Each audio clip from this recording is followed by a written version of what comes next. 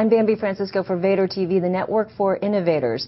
Well, about 2.5 years ago in 2005, Pete Cashmore launched Mashable in his house in Scotland, and today it's one of the biggest blogs on the topic of social network and Web 2.0. In fact, it probably is the biggest blog, although Pete Cashmore is here. He joins me now to tell me whether it is or not.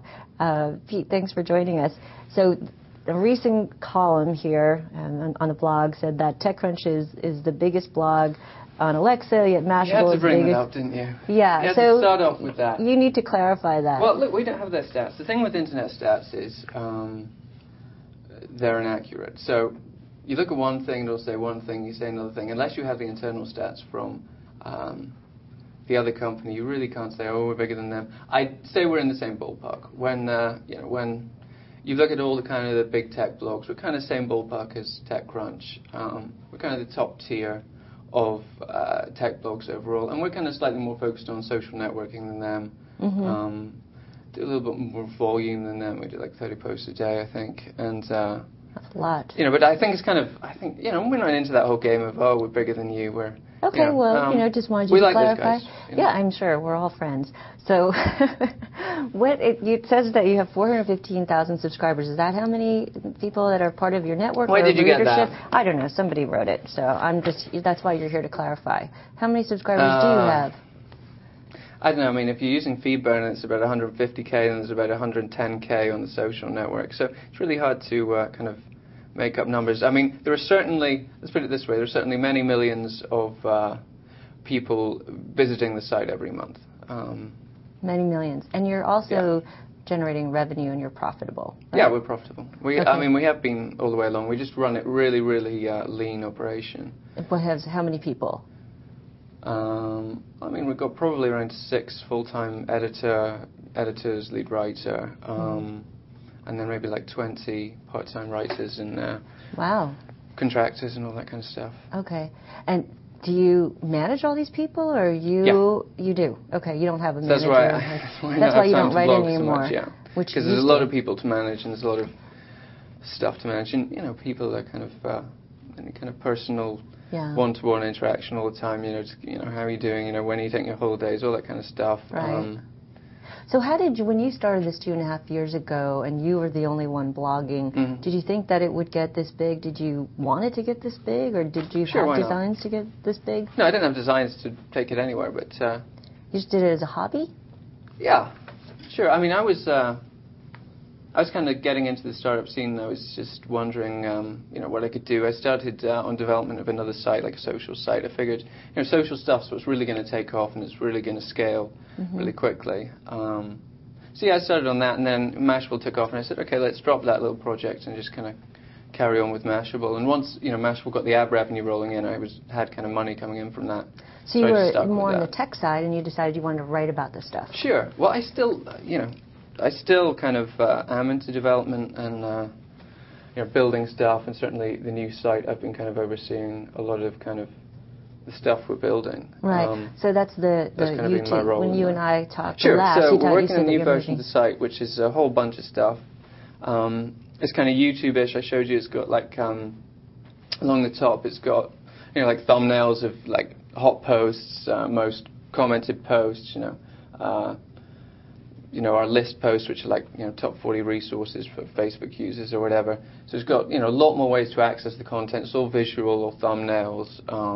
You can just browse through the various tabs. Because one of the problems is we have so much content every day, and I'm sure you're kind of aware of that. Some people just want to filter on that. And so we're also adding kind of filters, and this is kind of coming back to the YouTube thing.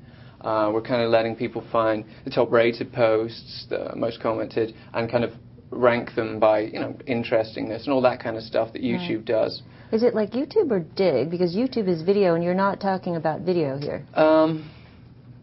I mean, we do have a video section, but we're not creating video at this current stage. We're not.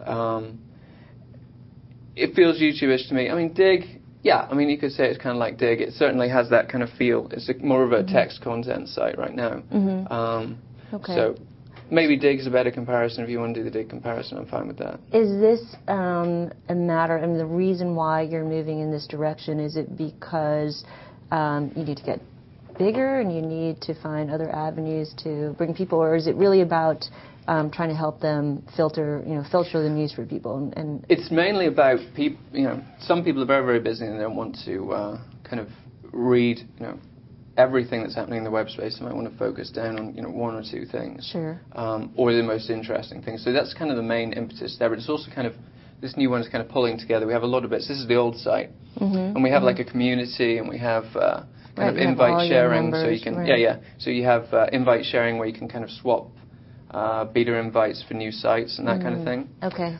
There's a whole bunch of social tools. There's a marketplace where you can kind of buy and sell sites, and a lot of people trade. Like, if you have a smaller site and you're looking for acquisition, they go and list on there. So there's a bunch of different elements, and this new version is kind of tying those all together into one kind of universal kind of theme site, kind of consolidating everything. So you're going to be emphasizing more of your community as opposed to the blog? It's more about crossing over between the various parts. It's been very kind of blog is here, community is here, share invites here, go to the marketplace here. And I think we're just kind of bringing all that together. And be a social network. And that kind of, like I was saying, that kind of thumbnail kind of way of doing it is like, hey, go to the tab. Oh, you can kind of sample some of the marketplace listings and, delve deeper into the content if you're interested. When you think about the millions of page views you're doing, are they going to read the blog, or are they... They're mainly on the blog, yeah. Okay, they're not in the community so much? Well, I mean, it's kind of, the community's growing, and the community's probably growing faster than the blog at the moment. It's what, over in percentage terms. 100,000 people? Yeah, over 100,000. What's the makeup of that